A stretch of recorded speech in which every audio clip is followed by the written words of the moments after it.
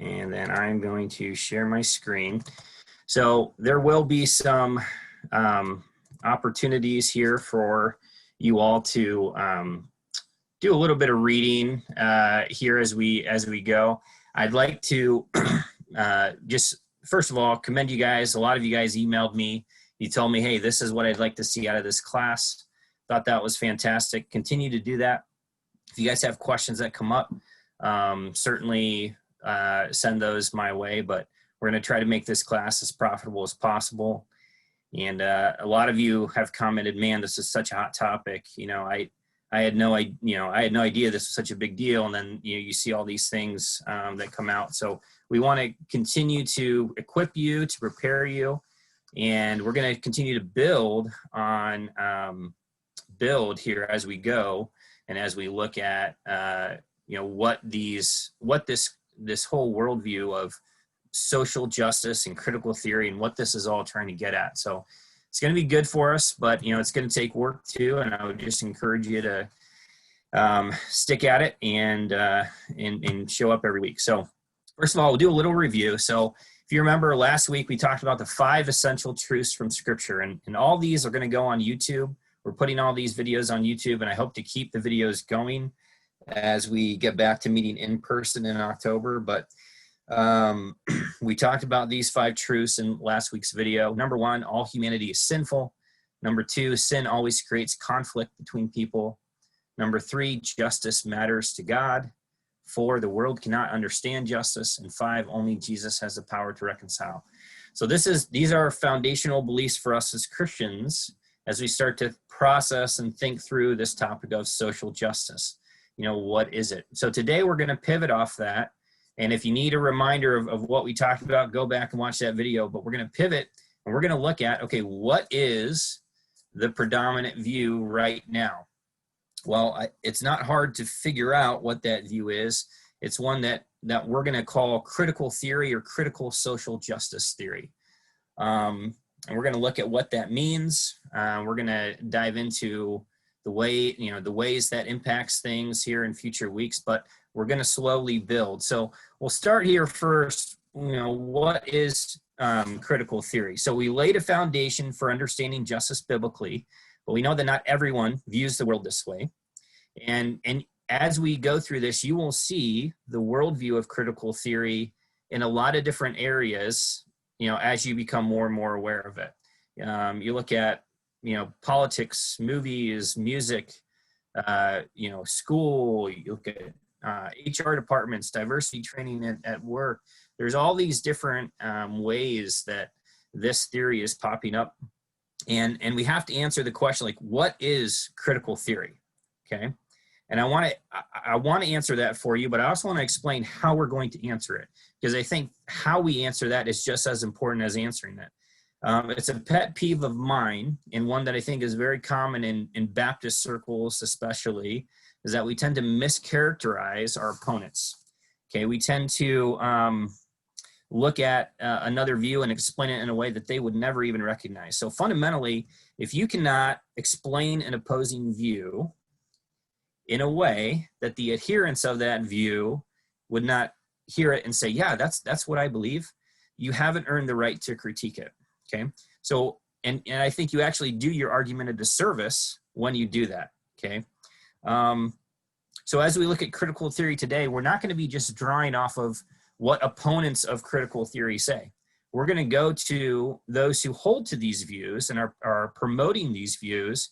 We're going to look at primary sources for what this is. And that might make some of you uncomfortable because it's not always easy to skillfully play with an idea without wholeheartedly accepting it, but that's a good skill to develop. And I think it serves us well to know what critical theorists are saying, to be able to go to the source and not just a commentary on a source. Okay, so that's how we're going to do it here today and throughout the rest of this class. So what does critical theory mean? Okay, first of all, it has nothing to do with critical thinking skills. Okay, totally separate thing. It has nothing to do with that. Critical thinking is, understanding ideas and connecting the dots and identifying inconsistencies. Those are good things. Critical thinking is great. It has nothing to do with critical theory. It also has nothing to do with, you know, scientific theories. It has nothing to do with, you know, doing research and having a hypothesis, running an experiment. Nothing to do with that. The use of theory in this way is different from the scientific use of theory. So when you think of critical theory, what I want you to think of is it's a way to view the world, okay? Critical theory is a way to view the world. It says fundamentally that there are groups who have power, and these groups of people carry assumptions and biases and prejudices, and then they bake those things into different systems in the world, and that those things need to be uncovered and changed, okay? So we'll continue to talk through this, but think of it as a way to view the world.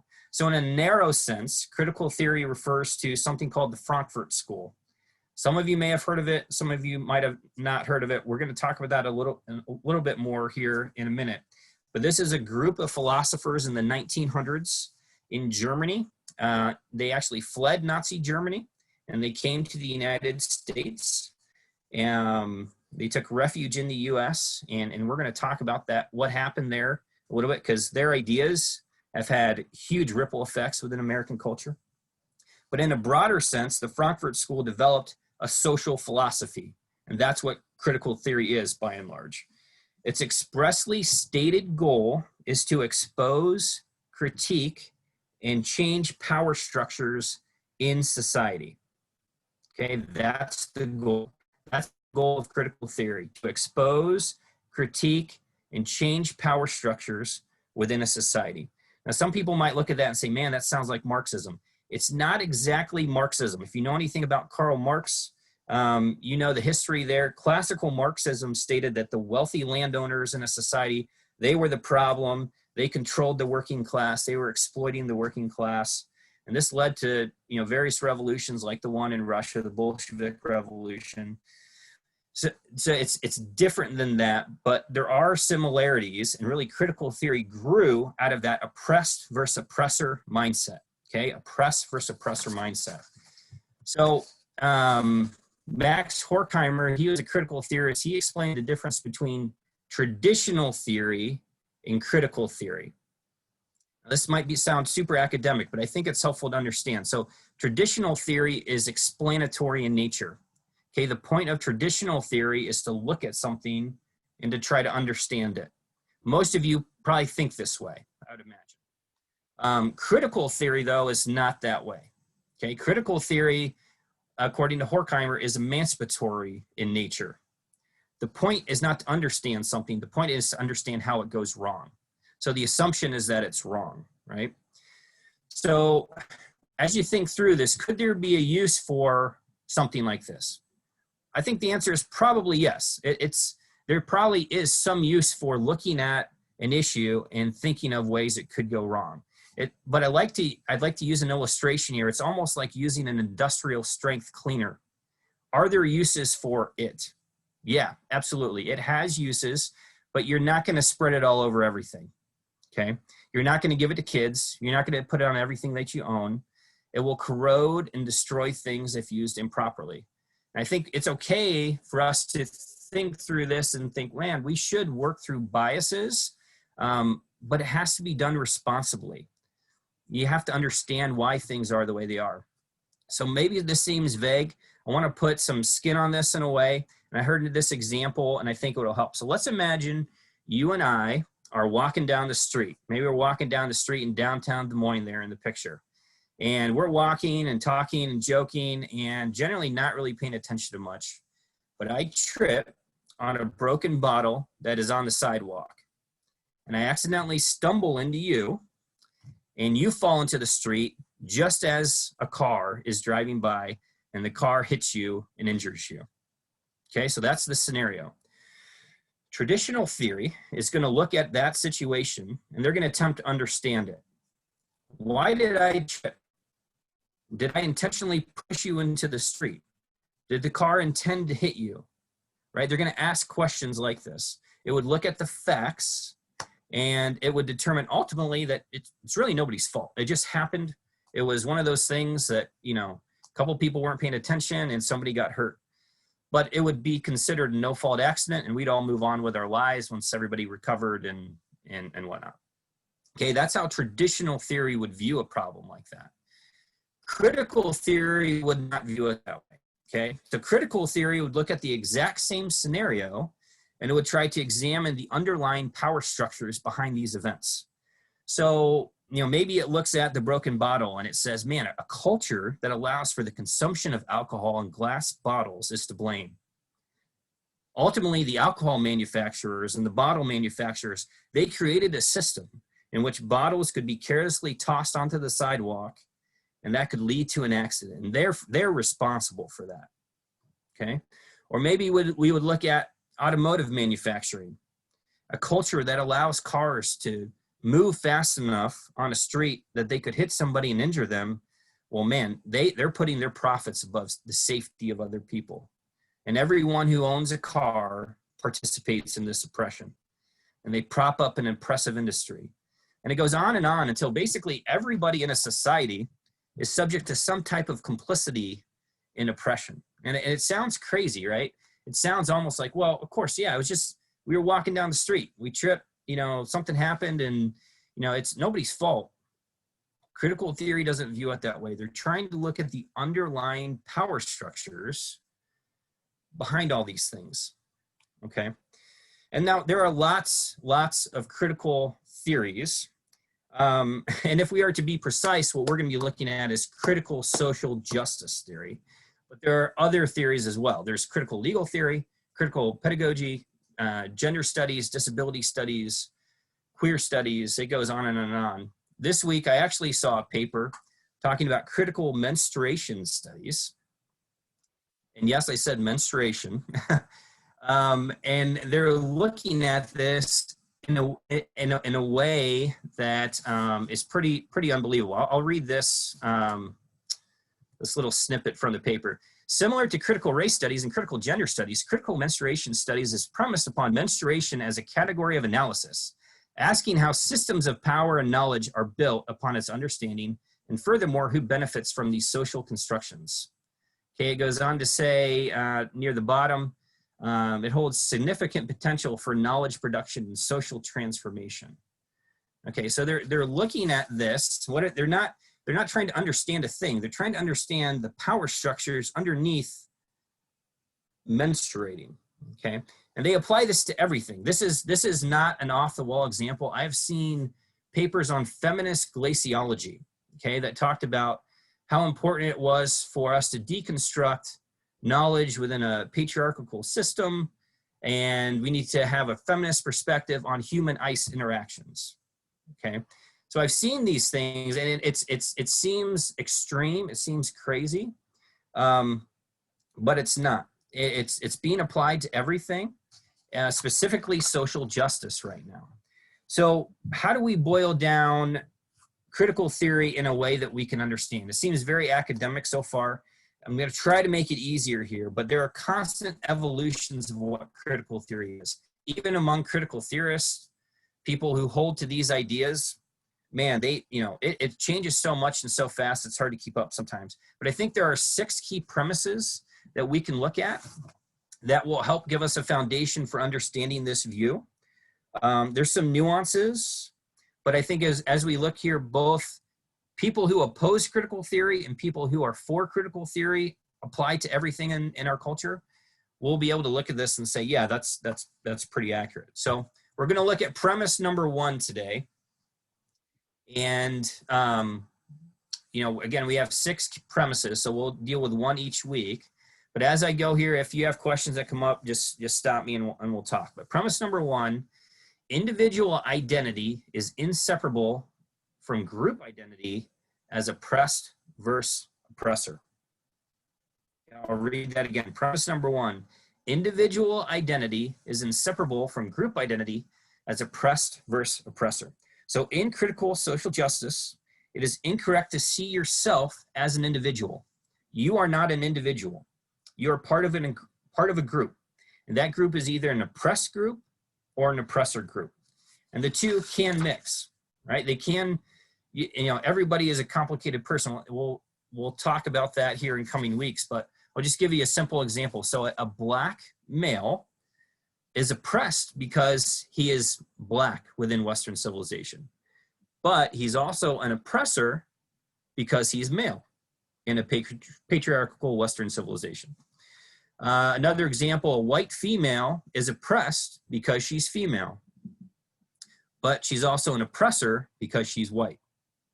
Okay, so critical theory says you cannot separate yourself from the various identity groups that you were born into. So things like race, gender, sexual orientation or preference, disability status, economic status, family background, all, basically they're all groups of people whose identity is rooted in some external circumstance.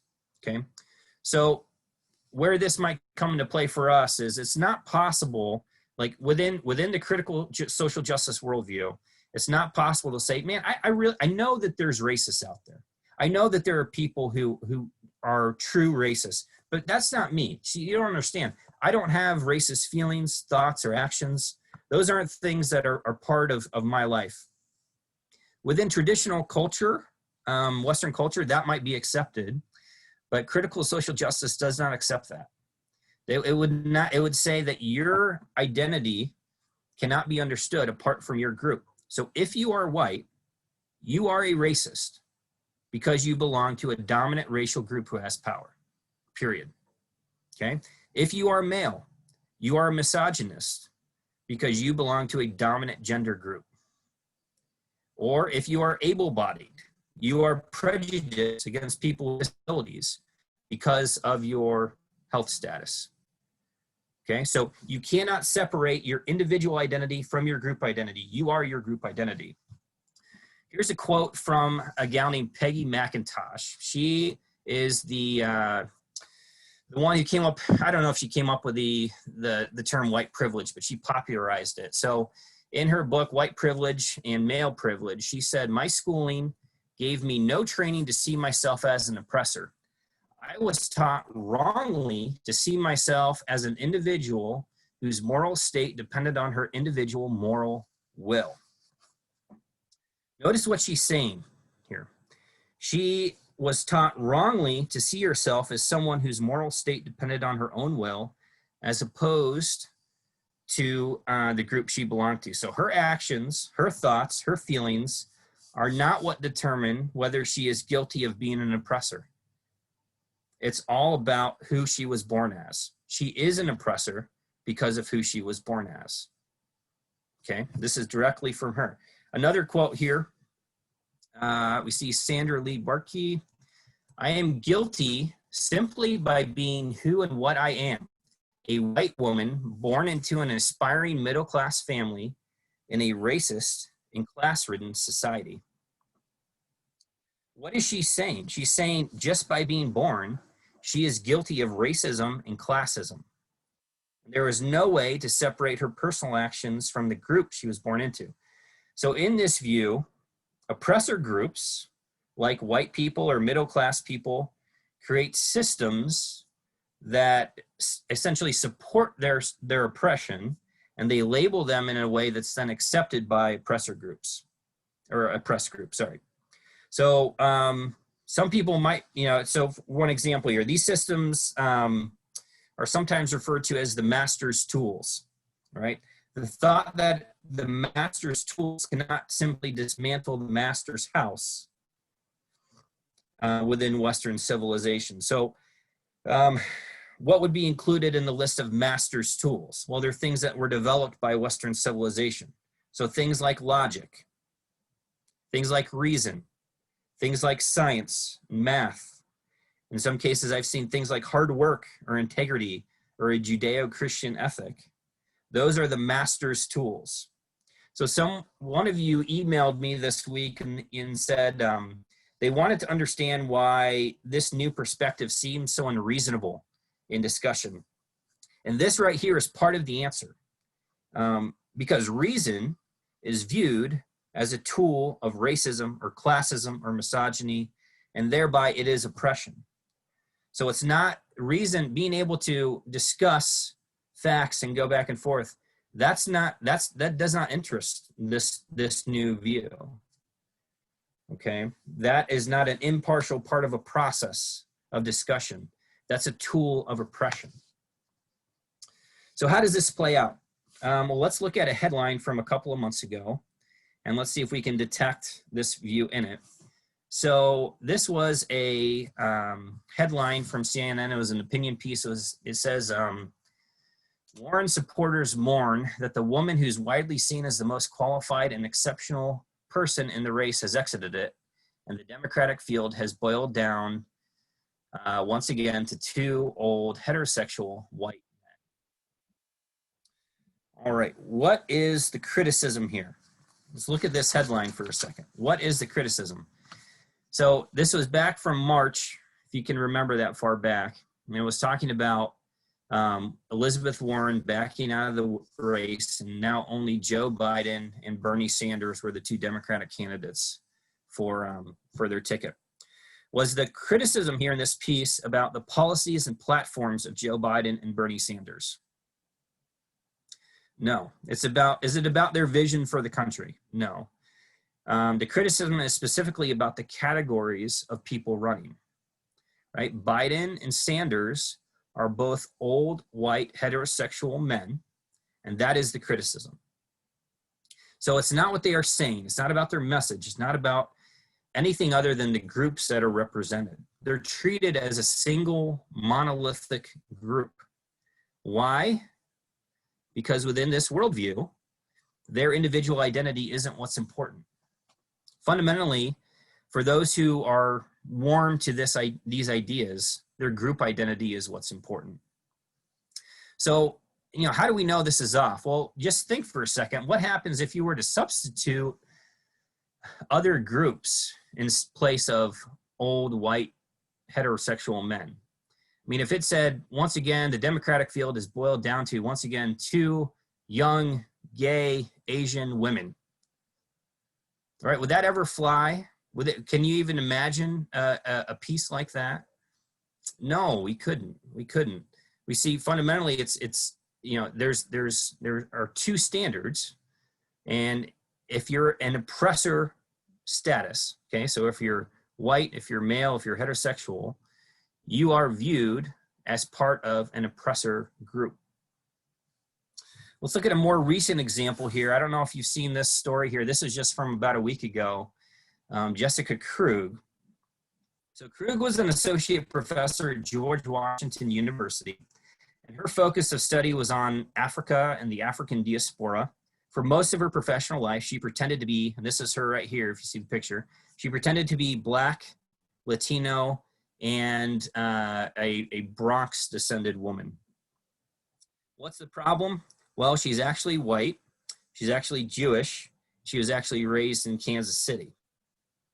Now, she was known around campus at George Washington University for using a strong New York accent.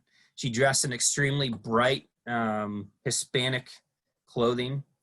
But on September 3rd, she posted an article admitting that her group identity was fake all along. Now, her dishonesty is shocking, right? It's sad and shocking, but we have to ask, why would she lie about herself this way? Why would she do this? What motivated her to lie about her background for most of her life? Well, it's because she knew that she would be rewarded if she identified with the right group. Now, where you come from here counts for more than actually what you do. Your skin color counts for more than what your achievements are. And suffering and oppression, whether real or not, gives you instant credibility to be taken seriously or even flattered in some circles. So who you are as a person, your thoughts, your opinions, your actions, your feelings, your successes, your failures, they're not as important as what group you're part of. That's why she found value in pretending to be part of a different group. Okay, we also see another underlying assumption in this sad story. Oppressed groups, in this view, are inherently more virtuous or desirable as a result of their oppression. Now, this is fundamental to your understanding of the movement. So in this view, if you are an oppressed group, or if you are in an oppressed group, you are oppressed by a system that was set up by a majority group. And that might be male versus female, it could be white versus colored, it could be straight versus gay, it could be cisgender versus transgender, able-bodied versus disabled, skinny versus fat, rich versus poor, or a number of other ways that you can split up the US population. But there's always this dynamic of an oppressed group and an oppressor group. And you really have to understand that. But this really brings us to a term that we have to really define here for the week, and that's the word oppression. So when we think we know what we mean when we say oppression, but we have to define this because the Bible uses this term, and critical theorists also use this term, and we have to see, do they mean the same thing? Well, let's take a look and let's see what Scripture says. And just to give me a break here, could I get a volunteer to read the 3 verses that we have on the screen here? Is anybody willing to do that for me? I'm willing. Oh, go ahead, Jim. Zechariah 7, 9, and 10. This is what the Lord of heaven's armies says. Judge fairly and show mercy and kindness to one another. Do not oppress widows, orphans, foreigners, and the poor, and do not scheme against each other. Proverbs 14:31. Those who oppress the poor insult their maker, but helping the poor honors him. Acts 7:24, referencing Moses. And seeing one of them being wronged, he defended the oppressed man and avenged him by striking down the Egyptian. All right, thank you, Jim. So as we look at these verses, we see, oppression is clearly condemned, clearly put in a negative light. The words that are used for oppression, there are 2 words, and I'm probably going to butcher the pronunciation, but the Hebrew word for oppress is ashak, and typically that means wrong or extortion. That's the connotation there. The Greek word for oppression is katapaneo. It means to wear down, to exhaust by labor or suffering, to wear out or to overpower. Okay, so that's how Scripture uses the word oppression in general. And I would think, as we think through language and think through how that develops, we would all say, okay, the standard definition of oppression fits what the Bible is describing here: the exercise of authority or power in a burdensome, cruel, or unjust manner. Most of us, that's what we think of when we think of oppression. That's what that means to us. Doesn't mean that when it comes to critical theory, okay? People within this view have shifted it and added things into that definition. So when they say the word oppression, it's a morally loaded term, but they're taking the definition and they're changing it to fit their specific view. So for example, within critical theory, they would define oppression as a system of social inequality woven throughout institutions as well as embedded within individual consciousness. Okay, so again, thinking back to, we were talking about critical theory just a minute ago, right? They're trying to examine the underlying power structures of everything. Okay, so that fits very clearly with the critical theory definition. It's a system of social inequality. Let's look at a quote here from a book here. This gal is Robin DiAngelo. She's written a very popular book right now called White Fragility. She's a very popular speaker. She's been on Jimmy Fallon and a bunch of other things too, but she wrote this book back in 2012 along with this gal. The way they defined it, to oppress is to hold down, to press, and to deny a social group full access and potential in a given society. Oppression describes a set of policies, practices, traditions, norms, definitions, and explanations or discourses which function to systemically exploit one social group for the benefit of another social group. Okay, so that's how they're using this term oppression. So as you can see, and you're going to find this is a common theme, their use of the term and the standard meaning do not necessarily line up. Now, could there be a circumstance that's a genuine genuine instance of oppression or discrimination, and it fits both. Yeah, absolutely it could. Has oppression existed within Western civilization? Yes, absolutely it has. Does it exist now? Yes, absolutely it does. For example, according to Tim Ballard, who's a former special agent and founder of Operation Underground Railroad, the USA is the largest, by far, the largest consumer of child pornography in the world. Okay, our country is the primary market by a mile for that stuff. And the world recognizes that. The world is supplying those things. So children are sold or kidnapped or forced into horrible abuse situations for the private pleasure of depraved and debauched individuals. And those children are absolutely experiencing horrendous oppression. Another example within the US, it's probably less dramatic, but still very repulsive, is the topic of redlining.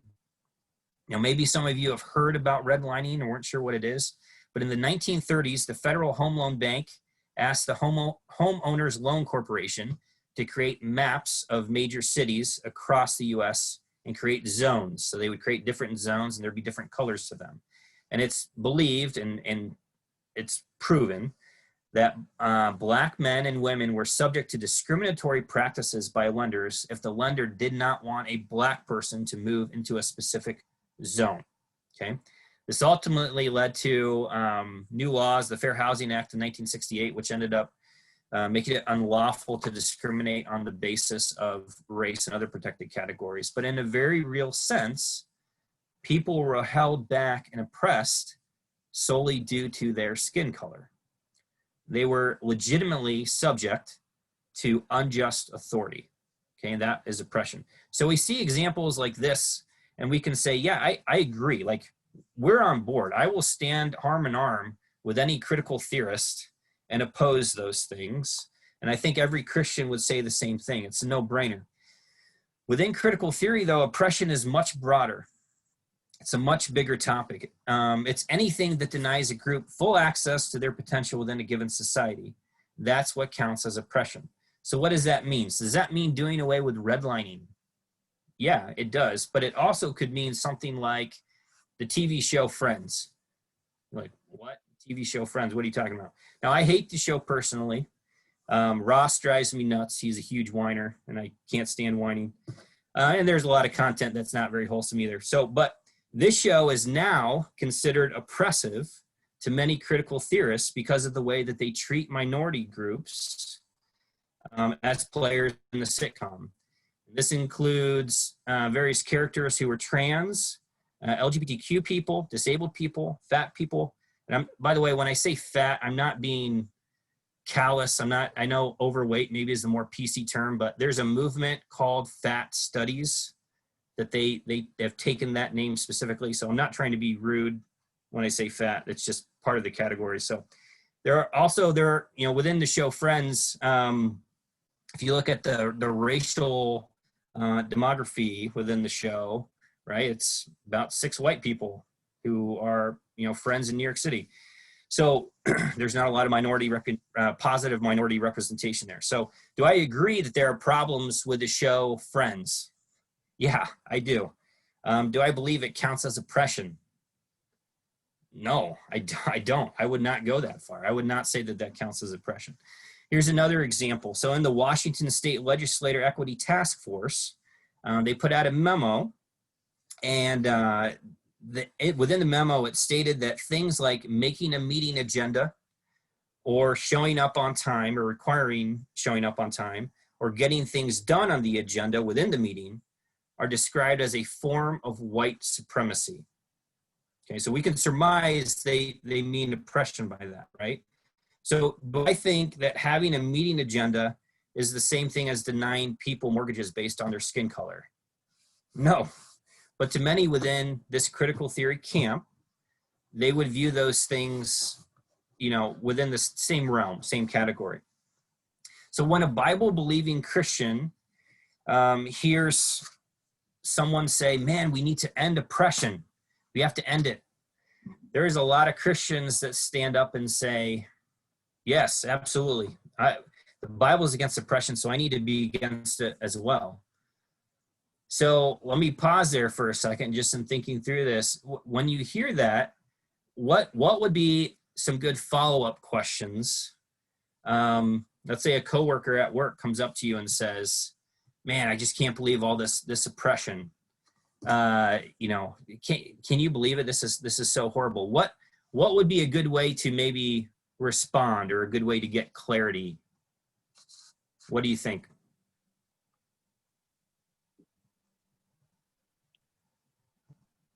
What do you mean when you say oppressed or oppression? What exactly you're talking about? Yeah, absolutely. That's the perfect follow-up question, because most of the time, and we'll talk about this later, I think most of the time people who hold to these views aren't necessarily, they don't understand these things, right? They're just going along with the cultural flow of, you know, the logic of our day. They haven't stopped and thought through what is oppression and what isn't oppression. But that is a good question. Let's get clarity. What do you mean? What do you mean by that? Can you clarify for me? Can you define this?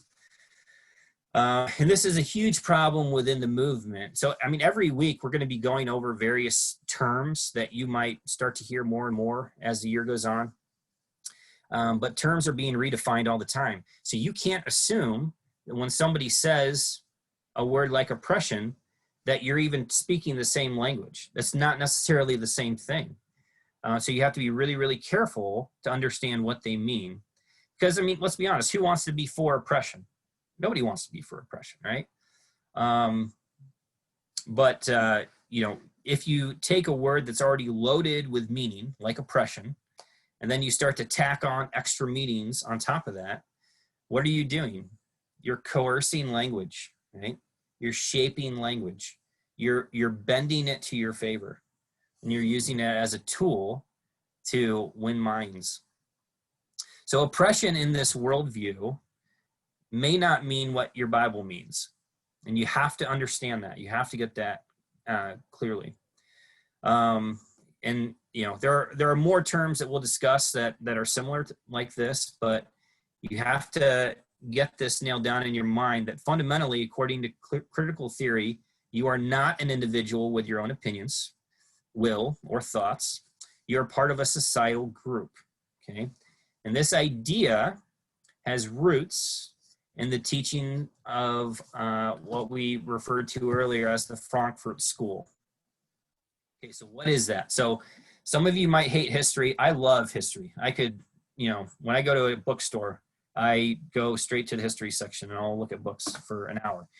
So I won't take that long to explain this, but I do want to give you some background on where is this stuff coming from? Right? It doesn't come out of nowhere. It is a cohesive worldview in some ways. So the Frankfurt School, what is it? Well, it's regarded as one of the main origins of critical social justice and all critical studies. So the Frankfurt School was a school of social theory that started at the Institute for Social Research at Goethe University in Frankfurt. So members of this school here, you see some of the members, this is an actual picture of them, but the kind of the top names are Walter Benjamin, Theodor Adorno, Erich Fromm, Herbert Marcuse, and Max Horkheimer. You probably never heard those names before. It's okay if you never do again, but I at least want to put those names out there so you understand a little bit about who these people were. Now, these people were against the Nazis, okay? So they're in Germany, they're in Nazi Germany, they're seeing the rise of Hitler, and Hitler does not like them because he thinks they're too close to Marxism, and Hitler was against Marxism, and they were forced to flee Germany.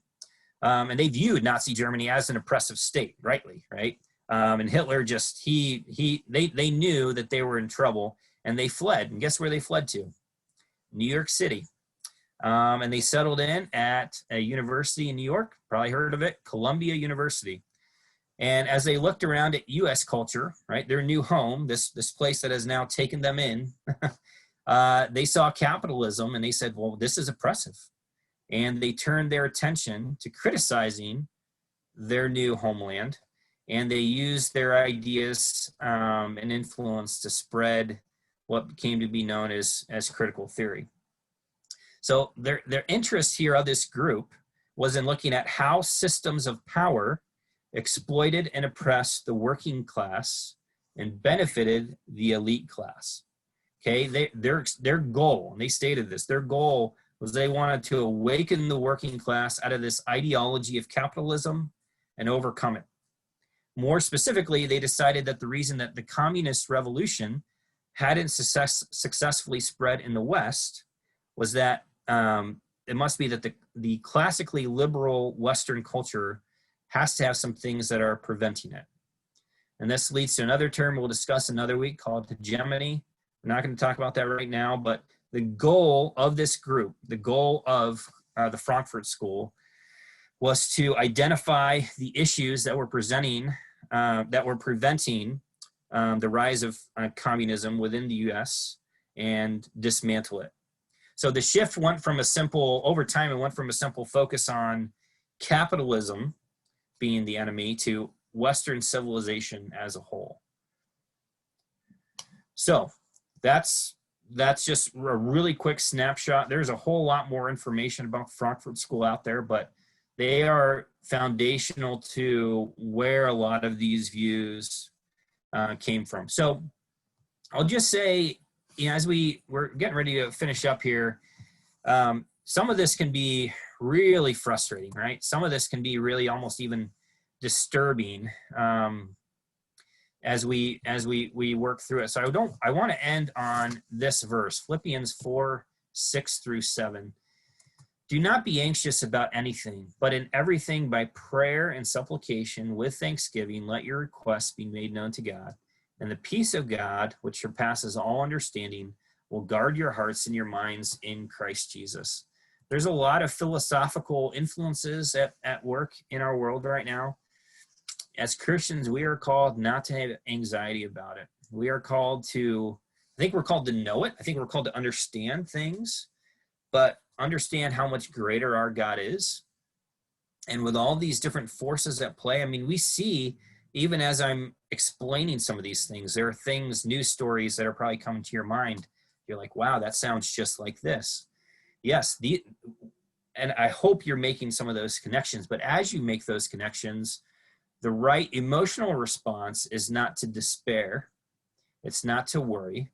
It's not to have anxiety.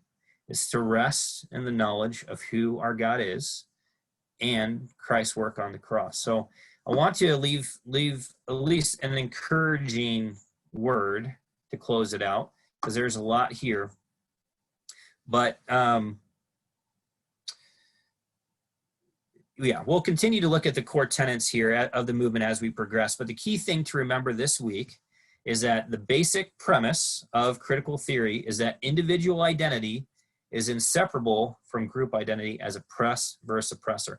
Now, how does an oppressed and oppressor groups interact? We'll talk about that more here next week. But that was the sum total of the content that I wanted to cover with you guys this week. So I'll pause there for a second and open it up. What questions or thoughts did you guys have as we were covering some of that information? Any feedback or any questions? I have a question. Sure. So when you talk about the master's tools, if they see reason, you said reason and value and ethics as the tool of oppression. So then how do they reach these conclusions if they don't use reason themselves? You know what I mean? How do they see? Yeah. Yep. How do they know truth is what you're asking. Yeah. How do they determine truth if they're not using logic and reason? And this boils down to what we'll look at later on called epistemology, right? So epistemology fundamentally is how do we know truth? And you and I might take that for granted. So like Teresa, if you were to make a claim to me, you know, the grass is purple. Okay, well, how do I determine if that's true or not? Well, I would use evidence, right? I would maybe go outside and look at it and use my powers of observation. I would maybe open a book and look at chlorophyll and the biological contents of grass. And I would determine. I say, Teresa, no, you're wrong. grass is green. Here's the evidence. This is how we know it's true or not. Critical theory rejects that completely. They would reject that type of epistemology. They would embrace what is called standpoint epistemology, okay? And how this interacts, we'll dive into epistemology quite a bit later on, but how this interacts is they would say your personal lived experience is one of, it cannot be challenged, okay? Especially if you're in an oppressed group. So they would say that if you're an oppressed group, you have access to truth in different ways than an oppressor group cannot. So for example, myself as a white, straight, male, Christian, you know, I am limited down here to like almost the bottom row of truth. I can't see anything outside of this, and I'm in an oppressor class through and through. So this is the truth I'm limited to. However, let's say a gay man is able to access greater truth than I am because of his point of view, because of his lived experience. He has taken on both the gay perspective, but he also has to live within a straight dominated culture, so he can see both the straight and the gay perspective. So I don't have access to that truth, but he does. Okay. Now let's say it's a gay Asian man. Well, now he has access to see both truth from an Asian perspective and a gay perspective, but he also has access to see truth in a white and straight perspective. Because why? Well, because he lives within a white and straight dominated culture. So they would say that lived experience of these guys, you know, the further away you get from the hegemonic perspective of the white, straight, male, you know, able-bodied, you know, middle class, like all those things, the more truth they have. So me down here at this level, I can't understand their perspective at all. So I can't even challenge that. I can't even challenge their lived experience. So if they make a claim, I have no right to go to them and to say, okay, well, show me the evidence. No, that doesn't matter. Because their lived experience cannot be challenged because they automatically have access to truth that I don't. So and this causes a lot of problems, and we'll get into it later again, but there's a lot of problems that come along with this viewpoint. I mean, one of them, we'll just really quick touch on it. How do you know who has access to more truth than other people? Okay, so within American culture, who has access to greater oppressed truth? People who are descended from Native Americans who were driven off their land, or people who were brought over on slave ships and forced to work in chattel slavery in the South? Which one was more oppressed? Well, who's to say that, right? So, and that actually leads to a bit of a rivalry even within the oppressed group. So there's a movement right now. You know, it's not enough to be a person of color anymore.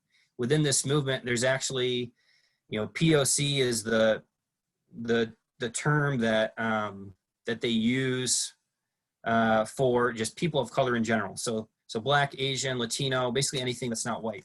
Well, within that movement now, there's a separate group called BIPOC, or BIPOC, Black or Indigenous people of color, because they feel like they're more oppressed than maybe Asian or Latino people, and then they have access to more truth, so they can't be challenged by people. So as you see, there's all these weird layers that come to it. Another example is the TERF movement, trans exclusionary radical feminism.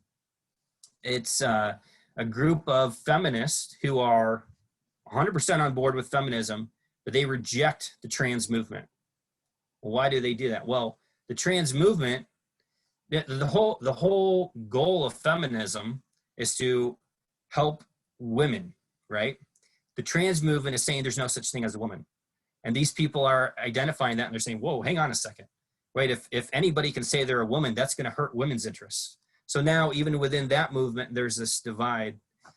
And there's so many more little divisions and splits. But your question was, if they're not using logic and reason, how are they coming to truth? Well, they're determining truth based on their oppressed status. And whatever a person who is more oppressed than you, they can make a claim and you're not allowed to challenge it because they have access to truth that you don't, simply because of their lived experience. At some point in time, are we going to have conversations and how we begin to engage culture and people with these conversations when they think and believe that way? Because I think there's even believers that we know who think this way, you know, and believe these things. 100%, Kelly. That is, we're going to spend probably a good 2 weeks on that because it is tricky. So what we're trying to do right now is define what even critical theory is. Like, we're not talking about the people who try to mix these views and biblical views, because if we don't clearly define what this is, like most of us know what biblical views on this stuff are generally.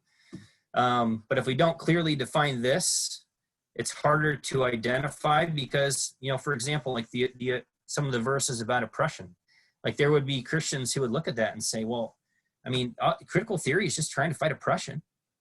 Well, how do you come back to that? How do you respond to that? Well, you have to understand what they mean by oppression. You have to understand where oppression plays within their worldview. So yeah, that's a good point. We'll definitely spend time on it. But there are absolutely Christians, people that you probably know, that are buying into some of these ideas, and it's not good. And my prayer is that as a church, we have our guard up with these ideas, and that's one of the reasons why I wanted to have this class so bad. So another quick question for you. How much, I would say even of like, especially younger people who are easily caught up in what is popular, how much of it do you think is ignorance and just relating to what they think it is and actually understanding what some people are trying to accomplish through critical theory? I think it's a lot of it. I think, you know, there's a good example, and we'll talk more about it in future weeks, but I like to equate it to Catholicism. Okay, so within Catholicism, you have your cultural Catholics, right? The people who go to church on Easter and Christmas. And then you have kind of your hardcore Catholics, like they're at Mass every week. Then below that, you have your priests and the theologians, the people who are really into this stuff and they really believe it. And then below that, you almost have like your creeds and your councils and your confessions. So I think, you know, as we think about it that way, I think it,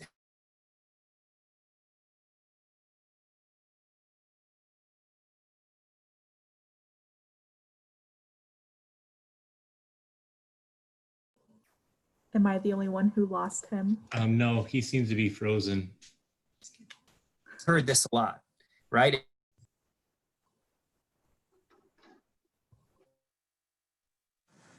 Oh, did we cut out?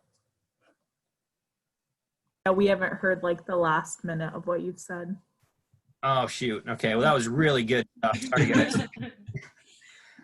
Well, it's the whole idea is that there are layers, and most people are going along with this stuff because they don't know any better, right? I don't think most people really understand these things, especially most Christians. I think they're going along with whatever various authors or speakers are putting out. So that is important to understand when we're addressing it, because you can't, just like you can't address a cultural Catholic the same way you would a Catholic priest, you can't come at a cultural critical theorist the same way you'd come at a college professor who's pushing this stuff. It doesn't work the same way. So I would agree that I think there's a lot of people who are just going with the flow. Super helpful. Thank you. Good. Well, we're at 6:03. Appreciate all you guys for joining here, and send me any questions that you have, but we'll plan on meeting next week at the same time.